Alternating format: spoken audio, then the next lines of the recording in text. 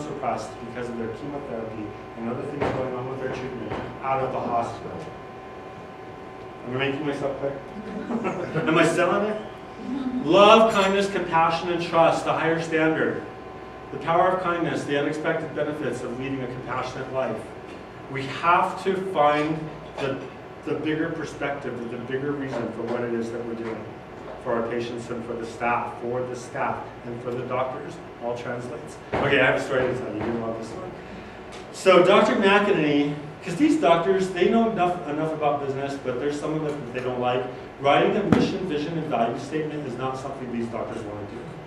That's just not their thing, right? And I've been selling it. I mean, I left Presbyterian. There was an egg on my computer. I knew exactly what I was doing every single day. My values were right there in front of me. I went to work for Dr. McEnany, and she said, "You think you're sticking a damn egg on my computers? You've lost your mind." I was like, "No, I don't want to do that, but I want to make sure that we have a standard by which all the employees are following every single time they come in the building." 8 painful years later, Dr. McEnany got connected with the action coaches in the building not far from us, adjacent to us, and they're amazing people. And they told Dr. McEnany, "If you're going to be running for the president of the American Medical Association 2 years, and you win, you will not be the CEO probably of the cancer center that does not leave here in 2 years, right? But we had to have a plan. And that plan is that our staff was all aligned with that same message. So do you know, we spent weeks in the conference room with employees across the state and they're at Lang coming up with our mission, vision, and values. This just recently happened, right? And did you know what? I work with the most amazing, beautiful people I could possibly ever imagine. And they came up with these. Our values are independence. We will remain an independent, comprehensive cancer center in order to create a treatment model. Treatment models that are always focused on what is best for our patients. I didn't come up with that. They did. Innovation. We will always look at what can be instead of what is in order to remain an innovator in the state and the nation for patient-centered care, so that we can move the model of what we have here to other clinics. We don't even care if they become us. Just do more of some of the stuff that we're doing, the patient-centric stuff we're focused on. Teamwork. We will always work together to provide care and comfort in a respectful and meaningful way. We value the contributions of all and blend the skills and ideas of individuals to strengthen the way that we care for our patients. They should have put and their families. So it says here. Kindness. We will treat patients and their families, colleagues, and everyone in our community kindly and inspire hope. And because they wrote this, me as an administrator, every time I want to say something to a group of people like you that's inappropriate, I'm all because this is what they've set the standard for all of us. It's amazing. So you heard me say none of the stuff about beating people across the head in government. Government, I said, beating the people, no, I'm just kidding. Excellence. We will deliver the best outcomes and highest quality service through a dedicated effort of every team member. And we will be accountable to each other in all that we do. And we will be accountable to each other. Dignity. We will show respect for the dignity in every individual, whether they are a patient or a colleague. Compassion. We will always treat patients and their families with empathy and respect for their physical and emotional and spiritual needs. And if we can't provide it, we will send them in a direction where they can find it. And stewardship. We will remain committed to being good stewards of our community by caring for underserved populations throughout the state where we have disparities that are unbelievable in healthcare, especially in specialties like oncology. Participating in planning that expands care for all populations and investing in the communities we serve. So the doctors are committed to being in the clinics across the state of New Mexico so they can do this work. Foundation. I was blessed and with trepidation to start overseeing the Cancer Center Foundation after I've worked with Dr. McEnany for about 8 years. This last 9th year, in October of last year, she asked me if I would oversee the foundation. We help patients with their non-medical expenses. Raising money and writing grants is not what I do. I am so lucky, though, that I've learned to partner with people in the community because I met this wonderful lady named Diana Gawa at P&M Resource Foundation. And she's the nonprofit 501c3 guru. And I sit with her once a month, and she writes down exactly what I'm going to be doing to help increase fundraising, the efforts we're doing for the foundation and the patients across the state.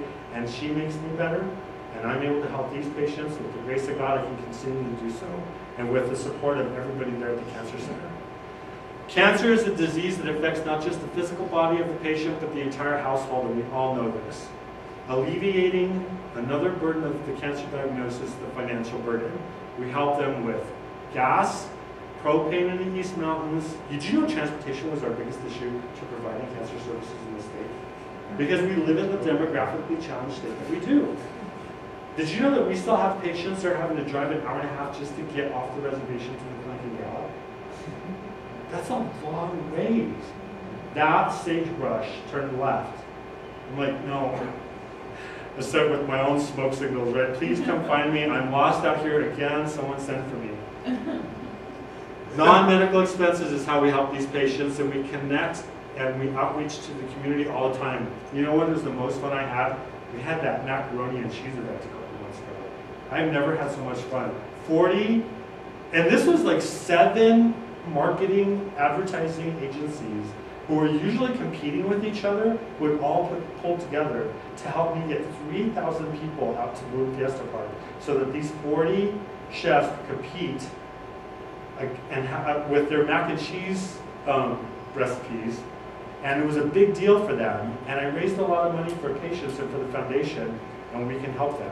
But I couldn't have done it without all these partnerships we have across the states and all those great marketing people. I would like this. If you trust researchers, you trust me. Our poor doctors, right? They come there every day. And I'm not kidding. And with a bunch of highly intelligent people like you, and you're ever facing the cancer diagnosis, you're going to be walking in with your binder just like this, going, this and this and this. And about this and this. Go ahead. Speaking of that, Paul, does your facility use this IBM Watson? No, but are they, supposed to be a big brain without reference? Oh, they use a couple of those applications, so they have okay. Yeah. Quality India, there's a couple others that they have as apps on their phones. Okay. Yeah, they're great. And they love them. They actually live for them because you can imagine that the regimens change all the time. And the drugs are coming out like you cannot believe. And so they have to stay on top of all of that. And practice medicine, they're practicing. What that cartoon depicts is the exact opposite of a caring patient-physician relationship. I know, can you believe that? Look at that doctor. Except for that, our doctors, when they do sit with those patients that bring in all that information, they sit with them for a long time, and they try to go over all of it with them as much as they can, and they really scramble to try to navigate the amount of information that's out there on the internet for these patients in regard to the disease incidence. And do you know who brings in more information than the patient does? Their families. Oh, yeah. Their families bring in scads of information. And the doctors really want to connect.